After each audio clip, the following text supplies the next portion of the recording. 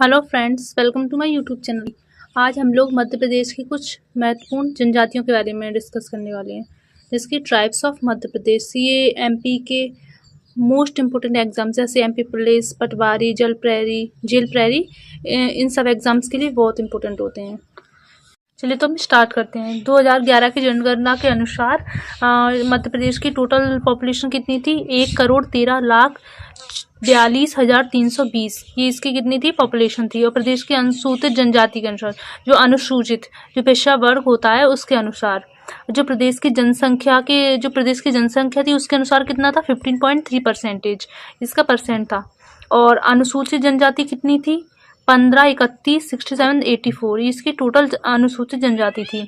And कुल जनसंख्या इसकी कितनी थी? 21.1%। इस जनगणना के अनुसार अनुसूचित जनजाति जो थी वो कितना था? 21.1%। एंड हम आगे देखते हैं। अब जो अनुसूचित जनजाति और जनजाति शब्द का उपयोग था वो पहली बार ठक्कर बापा ने किया था। ये पहले व्यक्ति थे जिन्होंने अनुसूचित जाति और जनजाति का उपयोग किया था, इस नाम का अनुसूचित शब्द का। कौन थे? ठक्कर बापा। और हरिजन शब्द का उपयोग किसने किया था? महात्मा गांधी ने। ये पिछड़े वर्ग वाले लोगों को या ये ट्राइब्स को हरिजन कौन कहता था? महात्मा गांधी, इन्होंने नाम दिया था।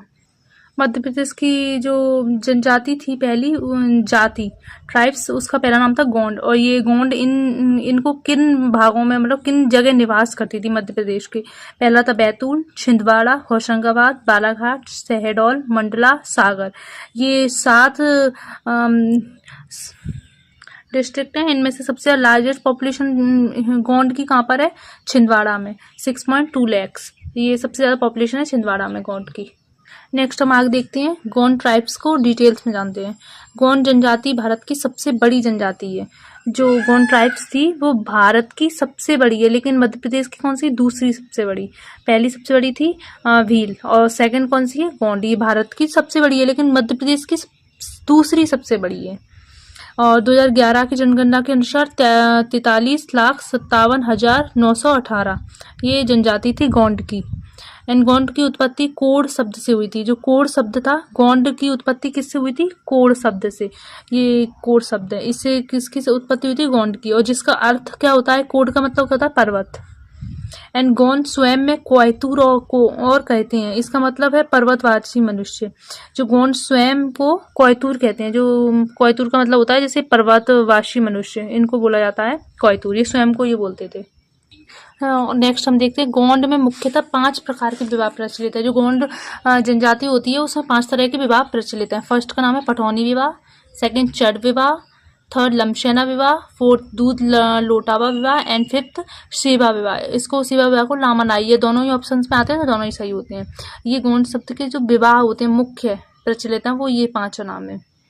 मोस्ट इंपोर्टेंट है, एग्जाम्स में जरूर ये लामनाई सबसे इम्पोर्टेंट है। नेक्स्ट हम देखते हैं, आगे बढ़ते हैं। आगे हम इनके रिलीजियंस अफेयर, मतलब होता है जो इनकी धार्मिक पूजा वगैरह ये सब होता है उसके बारे में जानते हैं। गोंड ट्राइब्स की प्राचीन देवी देवताओं और आत्मा की पूजा के लिए यहाँ प्रचलन है, उनकी पूजा की जाती है। देवी देवता जो पुराने या उनकी आत्मा, इन सब के लिए। एंड बूढ़ा देव, सूर्यदेव और नारायण देव इनके प्रमुख देवता हैं। ये तीनों, बूढ़ा देव, सूर्यदेव एंड नारायण देव, ये तीनों इनके क्या है? मुख्य देवता हैं। नेक्स्ट हम सबसे इम्पोर्टेंट पॉइंट के ऊपर डिस्कस करेंगे। ये गोंड के जो वर्क्स, मतलब ये जो काम करते थे उनको क्या कहते थे? लोहे का काम करने वाले गोंड, जो लोहे का काम करते थे गोंड, उनको क्या कहते थे? अगरिया।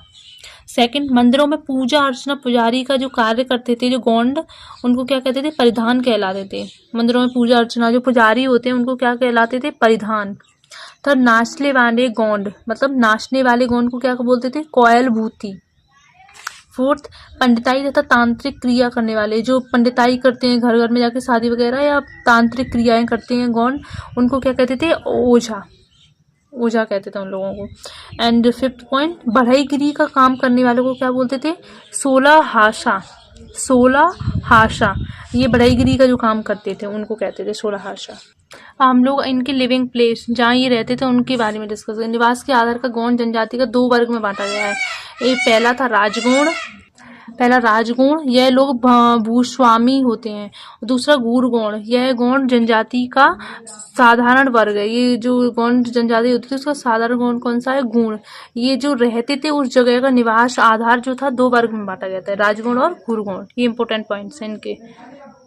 फ्रेंड्स, हम लोगों ने गौंड ट्राइब्स के बारे में बहुत अच्छे से डिटेल में डिस्कस किया है और ये एग्जाम्स में बहुत ज़्यादा पूछा जाता है। मध्य प्रदेश MP से रिलेटेड जो एग्जाम्स होते हैं उनमें ESV के। तो आगे नेक्स्ट वीडियो हम लोग इसकी नेक्स्ट ट्राइब जो है भील ट्राइब, उसके बारे में डिटेल में वीडियो बनाएंगे। तो आप लोग उसके लिए चैनल को सब्सक्राइब करके एंड बेल आइकन को प्रेस करें और वीडियो अगर आप लोगों को पसंद आई हो तो ज़्यादा से ज़्यादा लोगों को शेयर करें। धन्यवाद।